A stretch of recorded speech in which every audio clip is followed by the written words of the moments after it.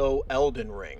When I had my friends convince me to buy this game last year, I have to admit I was very nervous. I had never played a SoulsBorne game before, and I know FromSoft's reputation of being very, very difficult. What did I just do? I'm so fucking stupid!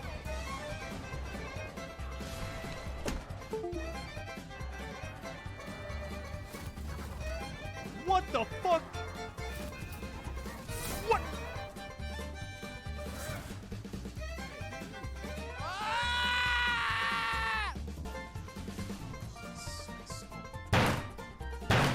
Whatever, game! Whatever!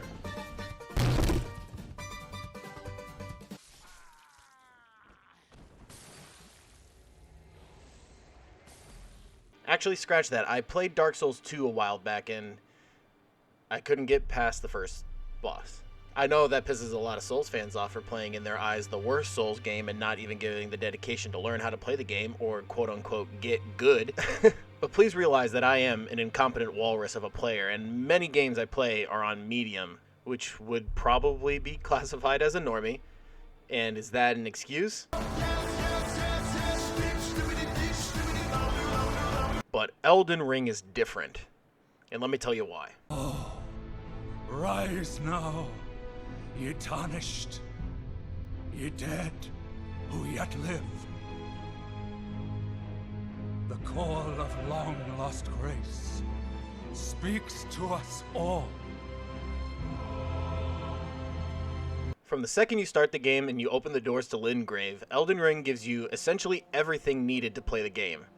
Well, almost everything. Your weapons, armor, flasks, all your essentials are given to you at the beginning just like every other Souls game, but it doesn't confine you to like a canyon, a horror town, graveyard, TJ Maxx. You have a giant open world to just explore. It's waiting to be explored. Sure, you can go and talk to the meme guy in the mask with the no bitches. What's down that hill? Is that a golden horse knight? I actually don't want to go over there. But ooh, what's down there? Bats? I want to go down to the beach. Abort! Abort! Following the lights that fall off the sites of grace give you a guide to the next major site location to progress the story. But I'm going to keep it real. Fuck that. Let's explore! The ability to approach a game from any angle gives that said game infinite replayability. Minecraft, New Vegas, Breath of the Wild. Hell, I can even classify Fortnite in that category. They all have multiple ways to approach how you play, and Elden Ring is no different. It gives you the tools, but tells you fuck all what to do with it, and how to deal with it. Fight some soldiers and earn some runes. Find a new area and discover a new monster. Read a message and fight a boss. I love that there is no waypoint or quest log system to kind of force you where to go. Everything's just kind of open-ended. You can do it in any order. Just this beautiful world of Limgrave, and the only way to explore it is to get your ass out there and start seeing it for yourself. For me, that gives the game huge bonus points, instant replayability, and major respect from a player. I command thee, kneel! I am the Lord of all that is golden.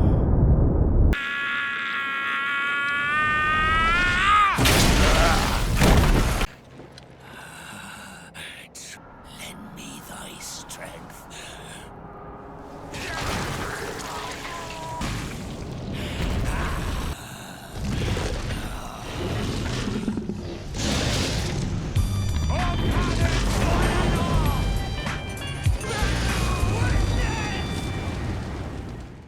Elden Ring has received criticism and comments made by other game developers that have seemed very salty and petty, in my eyes anyway, and many creators have had their fair share of comments of the game over the past few months.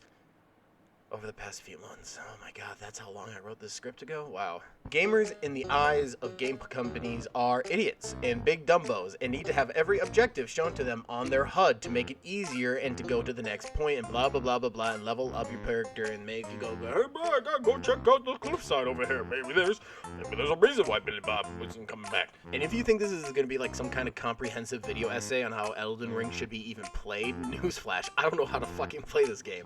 Besides, basic combo attacks is pretty much all you need, and that's gotten me pretty far. And if you really want to cheat, do a sorcery build. That is cheating straight up. Everyone has their own playstyle. And that's what the beauty of Elden Ring is. It's the fact that you can have all these different playstyles and all of it feels very natural for the game. It's incredible. Unguided, inexperienced, that is Elden Ring. And it's magnificent. Horalu, chieftain of the Badlands, the ever-brilliant Gold Mask. Fear, the deathbed companion, the loathsome dung-eater, and Sir Gideon Ofnir, the all-knowing.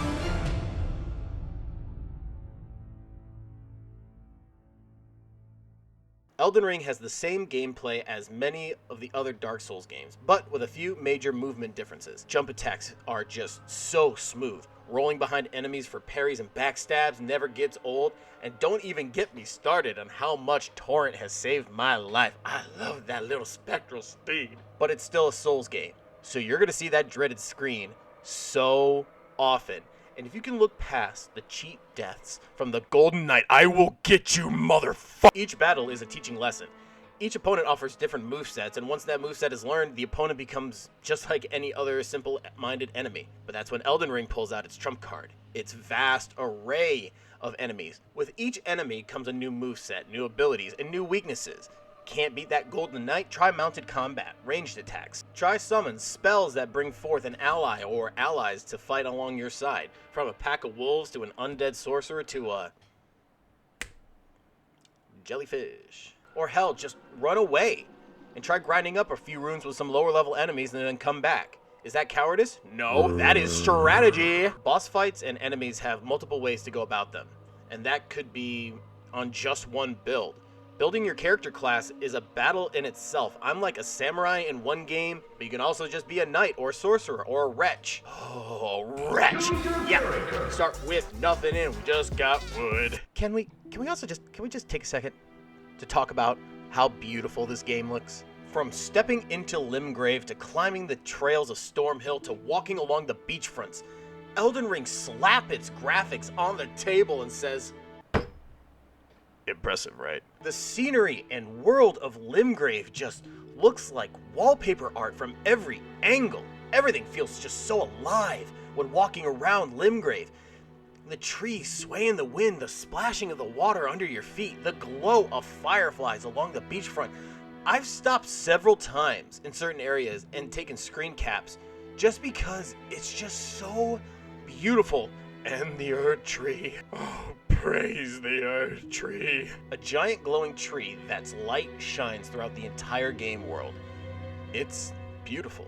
Having the Erd Tree in view from almost everywhere makes that world space just feel whole, in my opinion. A great example of the Erd Tree would be like the Throat of the World in Skyrim or the Las Vegas Lights in New Vegas. A beacon that connects all the parts of this world. It's just very difficult for me to put into words, but seeing a grandiose structure or shining beacon in an open world space makes the world feel connected, you know? Yeah, man, this all started with graphics. This game has some of the best graphics I've seen in a long time. I would say the games, in my opinion, with the best graphic over the years would be like Red Dead Redemption 1 and 2, Breath of the Wild, Generation 0, and Jurassic World Evolution 2. Elden Ring is beautiful. Just full use of the word. Foul tarnished. In search of the Elden Ring. Emboldened by the flame of ambition.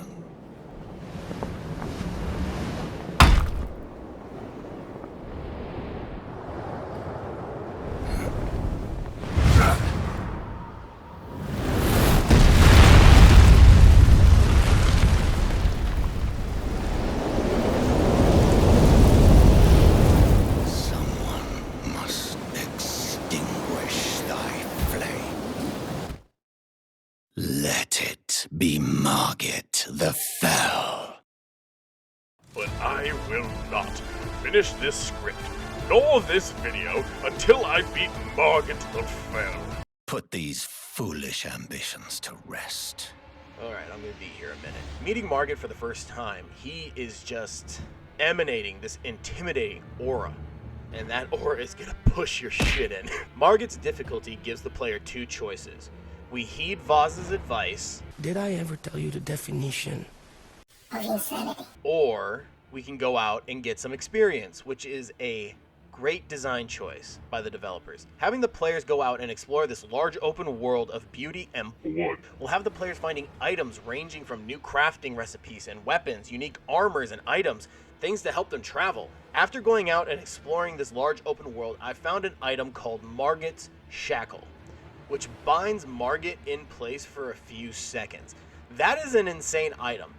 I got it from sparing a boss in a cave called Patches. Wait, please! I surrender! White flag and all! Well, finally come round, have you? You would? You're a lady of reason. I let him live, and he's like, yeah, oi, you can come over here and you can look through my stock and see what I've got here. And he's got a stone that binds a boss. That's just such a cool detail, an item that you can find out there in the game world far beyond where Margit would even be a thought.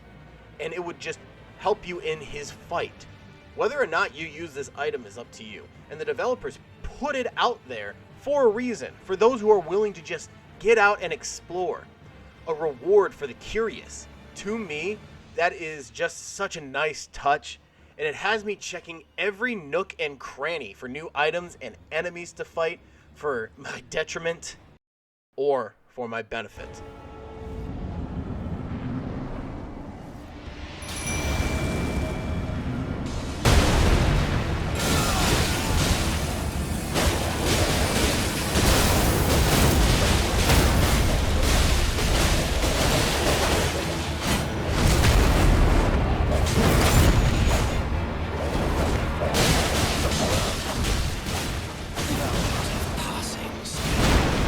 Warrior blood must truly run in my veins. Tarnished.